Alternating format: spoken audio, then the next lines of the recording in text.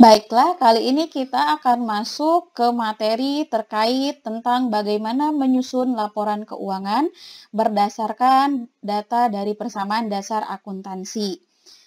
Nah, sebelum kita masuk ke contoh soal, kita akan kupas terlebih dahulu apa saja yang ada di laporan keuangan itu ya. Yang pertama, itu ada laporan laba rugi komprehensif, kemudian ada laporan perubahan ekuitas, ada laporan posisi keuangan, lalu ada laporan arus kas, dan yang terakhir ini adalah catatan atas laporan keuangan. Yang pertama adalah laporan laba rugi komprehensif atau income statement. Apa sih laporan laba rugi komprehensif itu? Yaitu ringkasan pendapatan atau revenue dan juga beban atau expense dari suatu kesatuan usaha untuk periode waktu tertentu. Jadi, di dalam laporan laba rugi komprehensif itu yang perlu kalian perhatikan cuma ada dua akun, yakni pendapatan yang terkait semuanya dengan aktivitas pendapatan ya, dan juga semua akun-akun beban, baik itu beban gaji, beban sewa, beban iklan, beban listrik, dan seterusnya. Nah, di dalam laporan laba rugi komprehensif ini kita akan mendapatkan informasi terkait bagaimana sih hasil usaha di perusahaan tersebut pada satu waktu periode. Jadi apakah perusahaan tersebut mengalami laba atau mengalami rugi? Bagaimana cara menentukannya? Jika pendapatan lebih besar daripada beban, maka perusahaan mengalami laba. Tetapi jika pendapatan kurang dari beban, maka perusahaan otomatis mengalami kerugian. Itu ya, itu yang harus kalian ingat betul di dalam menentukan apakah perusahaan tersebut mengalami laba atau rugi di akhir periode tertentu. Kita lanjut, ada yang kedua yaitu laporan perubahan ekuitas atau statement of owner's equity. Nih, apa itu? Ini adalah laporan yang menyajikan modal perusahaan beserta perubahannya dalam satu periode.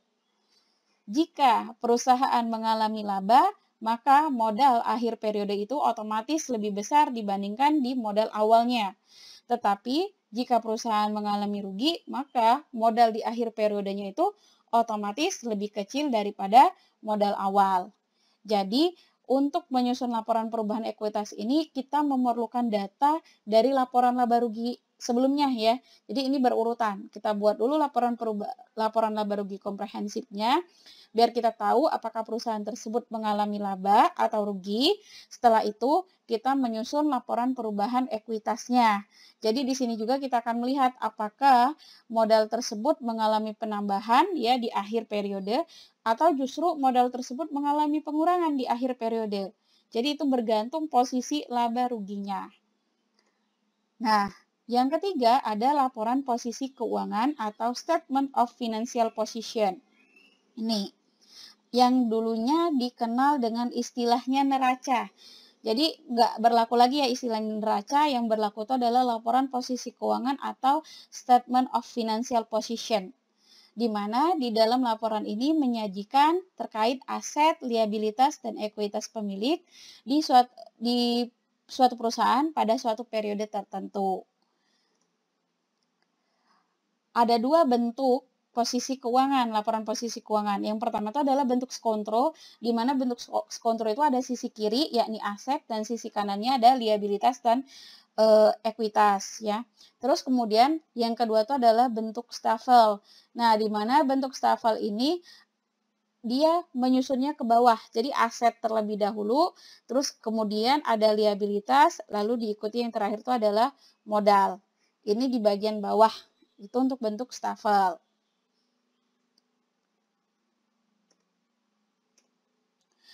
Kemudian ada laporan arus kas atau statement of cash flows, di mana di dalam laporan arus kas ini adalah laporan yang berisi terkait arus kas masuk dan arus kas keluar suatu perusahaan selama satu periode tertentu. Tuh. Di dalam laporan arus kas ini dikelompokkan menjadi 3 kegiatan. Yang pertama itu ada kegiatan operasional, yakni kegiatan operasional berupa aktivitas perusahaan untuk memperoleh pendapatan. Itu ya.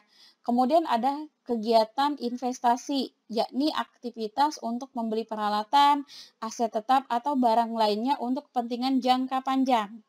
seperti membeli mesin, membeli kendaraan, itu adalah semuanya investasi gitu. Dan ada juga pendanaan, ini adalah aktivitas yang berhubungan dengan sumber dana atau modal dan pinjaman perusahaan.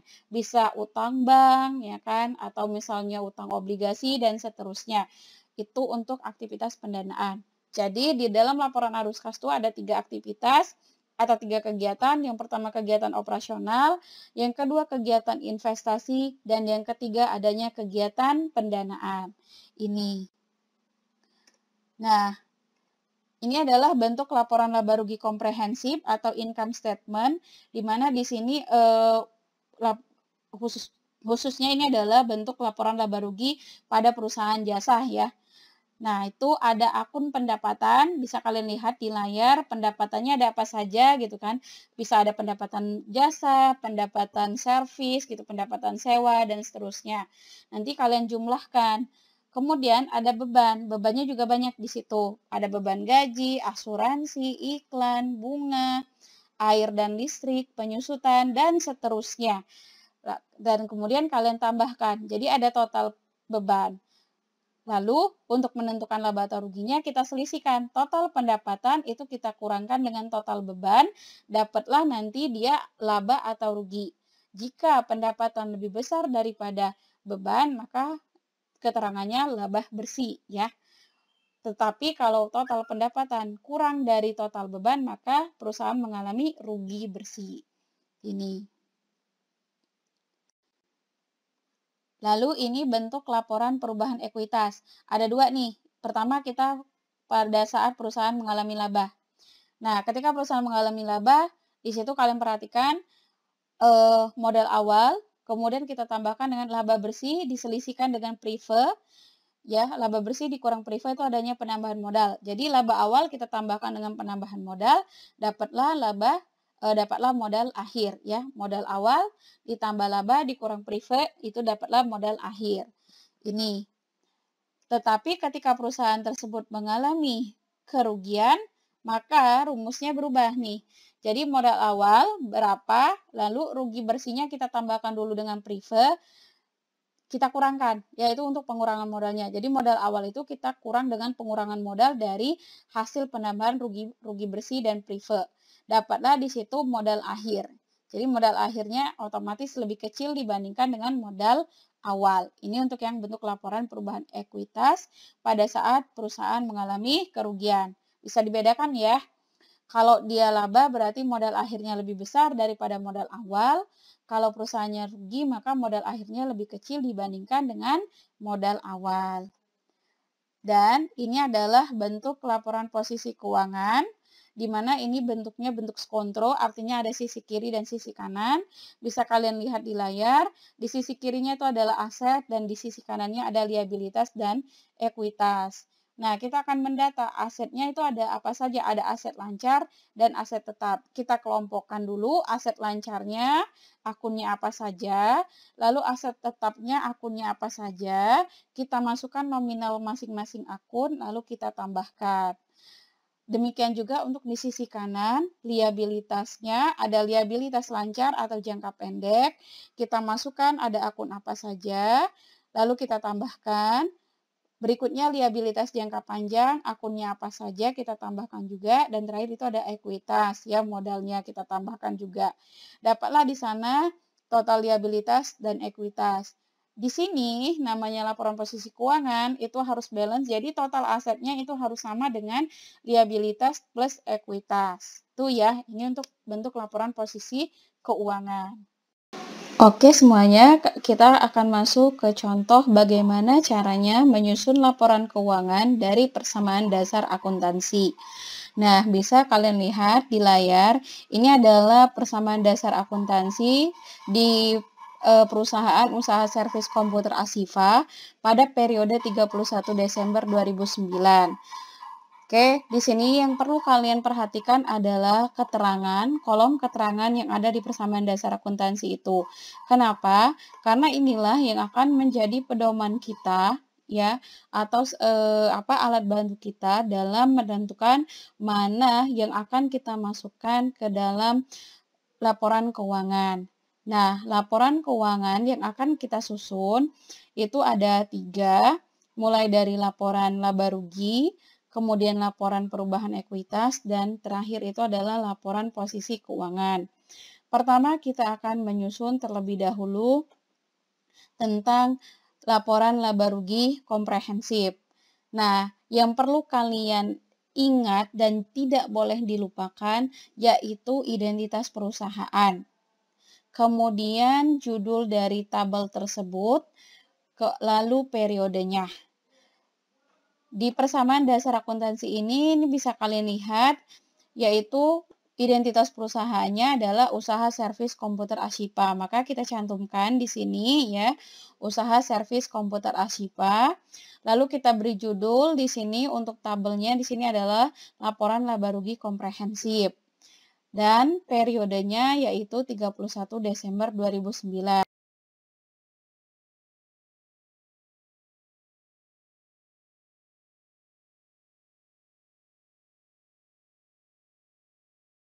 Oke, baik ya, kita yang pertama akan membuat laporan laba rugi komprehensif di periode 31 2009.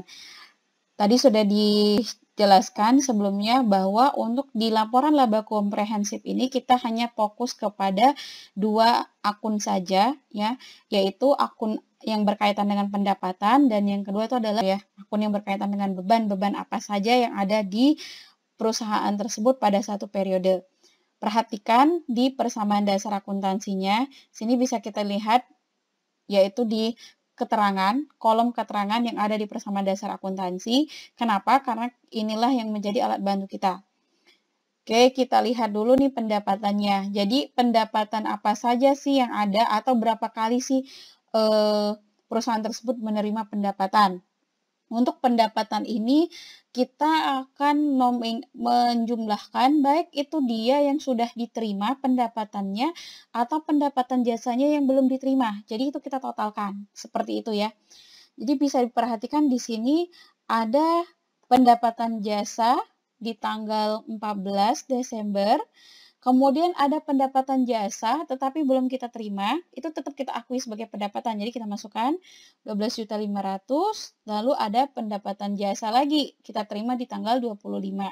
Jadi 3 kali ada pendapatan, 2 kalinya itu benar-benar kita terima dan 1 kalinya belum kita terima.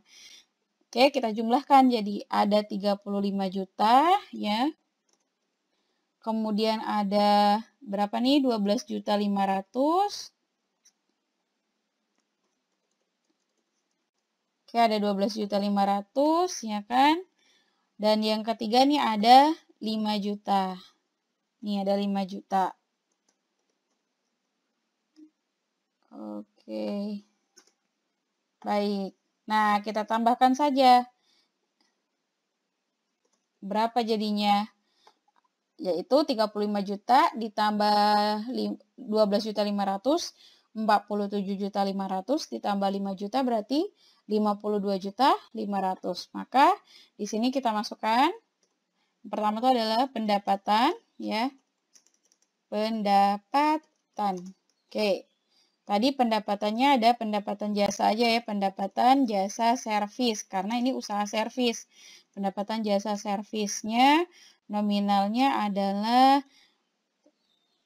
52.500.000. Dapat dari mana 52.500.000? Itu didapat dari 35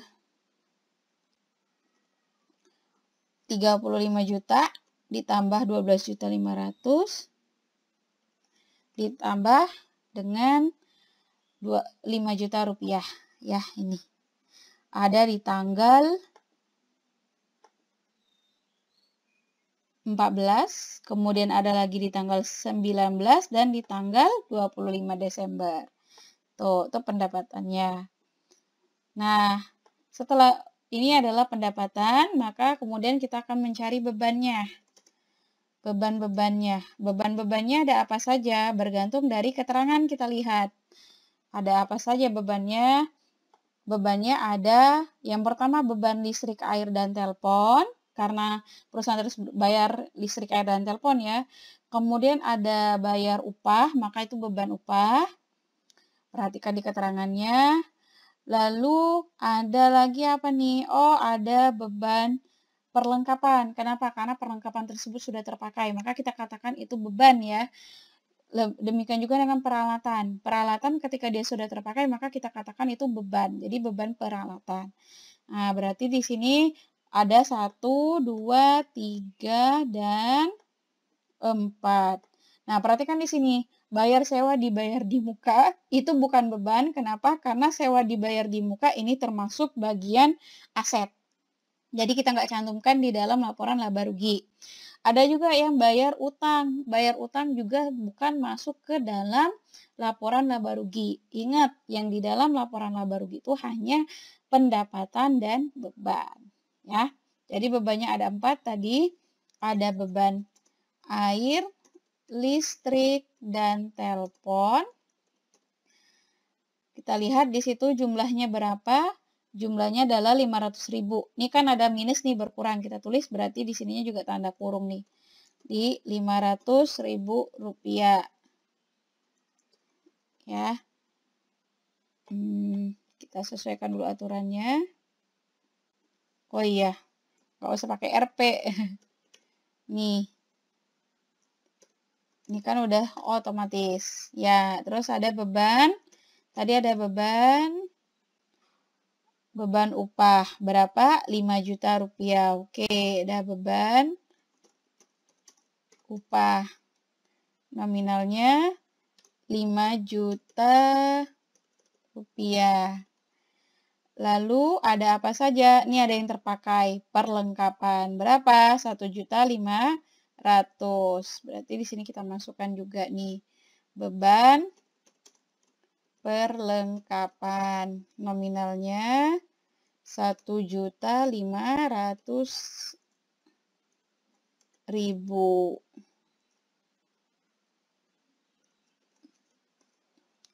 Dan terakhir itu ada beban peralatan nominalnya 200.000 rupiah.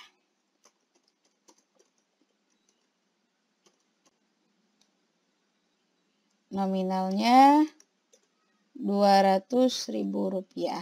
Oke, lalu kita jumlahkan ya. Nah, ini ada total beban nih di sini. Total bebannya kita jumlahkan. Berapa tuh semua total beban? Ingat, ini dia dalam bentuk minus, berarti otomatis itu pengurangan ya. Jadi, itu total beban. Kita perhatikan di sini, pendapatan jasanya lebih besar atau lebih kecil daripada total beban. Nah, ternyata pendapatan lebih besar daripada beban. Maka di sini adalah keterangannya laba bersih. Berapa laba bersihnya? Kita selisihkan antara pendapatan, kita kurangkan dengan beban. Ya, bisa atau langsung kita sum aja bisa nih, sama dengan sum gitu ya. Nah, hasilnya 45.300.000 rupiah. Ini adalah untuk di laporan laba ruginya. Berarti pada periode 31 Desember 2009, usaha servis komputer Asifa mengalami laba bersih sebesar Rp45.300.000. Baiklah, selanjutnya kita akan menyusun laporan perubahan ekuitas atau yang lebih dikenal istilah dulunya itu laporan perubahan modal. Nah, pertama kita masukkan di sini ya, modal awal. Oke, kita lihat di tabel persamaan dasar akuntansinya. Untuk modal awal ini dia terletak di tanggal pertama periode tersebut. Jadi pasti dia di tanggal pertama ya. Nah, perhatikan di sini, ini ada di keterangannya modal awal itu di tanggal 1 Desember, karena ini periode Desember. Kita perhatikan saja di sini di modalnya, kolom modal. Jadi kita nggak usah perhatikan di kolom asetnya. Jadi kita perhatikan di kolom modalnya berapa nominal yang ada di kolom modal. Nah, nominalnya yaitu 400 juta rupiah. Itulah yang kita masukkan di tabelnya di sini 400 juta rupiah. Itu modal awal dari perusahaan Asifa ini. Kemudian kita lihat di sini, dia laba atau rugi ya. Jadi laporan laba rugi komprehensif dan laporan perubahan ekuitas itu berkaitan dalam menentukan untuk menghitung apakah modal tersebut mengalami penambahan atau pengurangan. Di sini keterangannya laba, maka kita ketik di sini laba bersih. Nominalnya sesuai dengan yang ada di kolom laba rugi ya, 45.300.000. Kita masukkan di sini 45.300.000 rupiah. Oke, lalu prive. Nah, prive kita ambil lagi di tabel persamaan dasar akuntansinya. Langsung saja kita lihat di keterangannya. Oh, ini privenya. Nominalnya berapa privenya? Yaitu Rp2.500.000 ya. Kita perhatikan aja di kolom salah satu. Jadi bukan harus lihat di bukan ditambahkan aset dengan modalnya, tapi kita lihat saja di sini. Oh, privenya ada 2.500.000 ya, gitu. Jadi kita tulis di sini 2.500.000. Dia bersifat mengurangi sesuai dengan yang ada di tabel tadi. Kan dia kan tandanya minus. Oke, di sini dia mengurangi.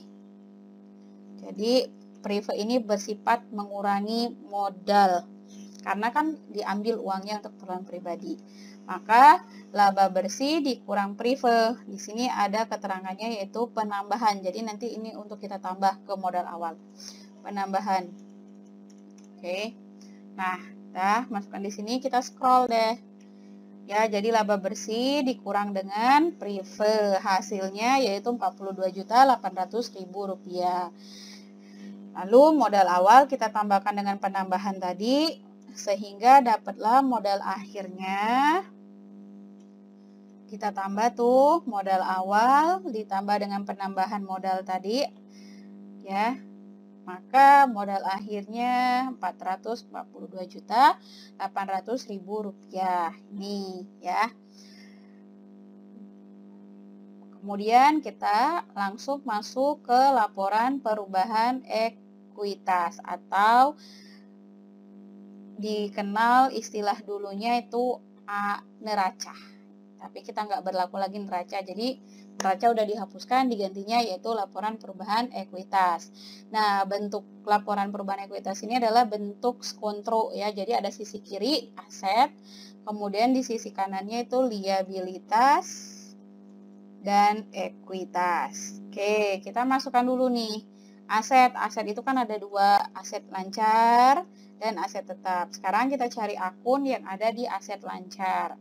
Caranya adalah di sini kita lihat di kolom ini. Ini ada asetnya.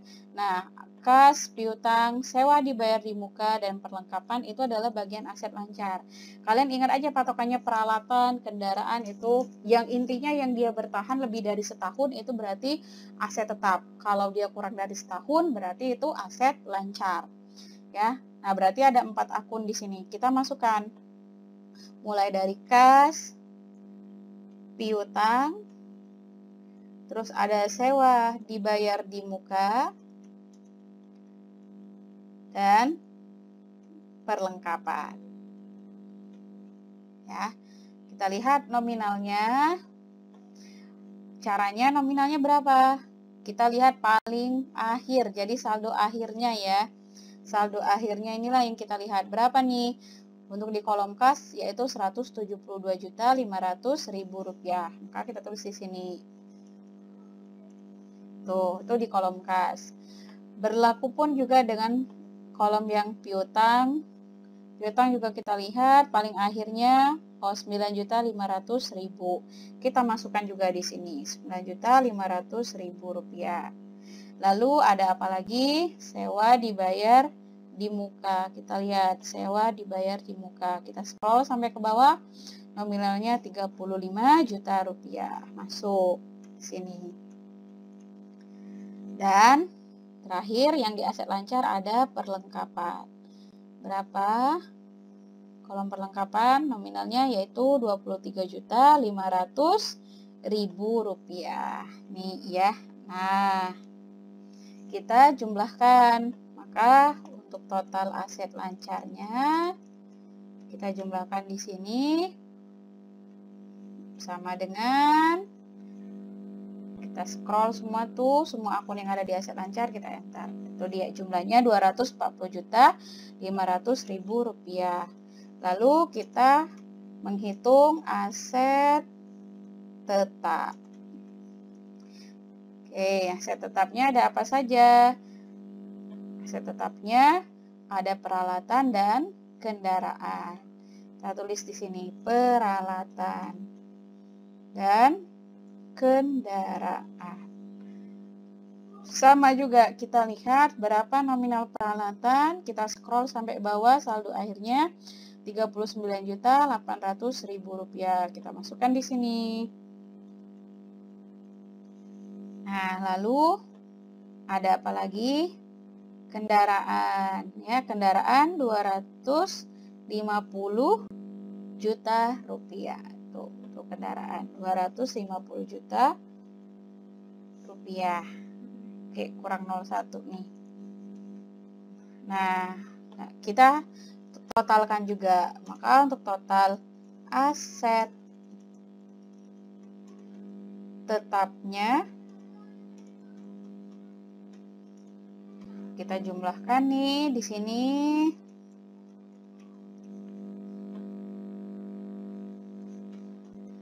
Nah, itu dia jumlahnya.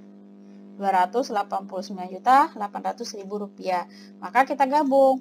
Total aset lancar ditambah total aset tetap, itulah jumlah aset semuanya, yaitu sebesar Rp530.300.000. Sama ya di sini di persamaan dasar akuntansinya. Nah, ini untuk yang di bagian aset. Lalu kita akan masuk ke bagian yang ada di liabilitas. Oke, liabilitas dulu deh kita bikin ya.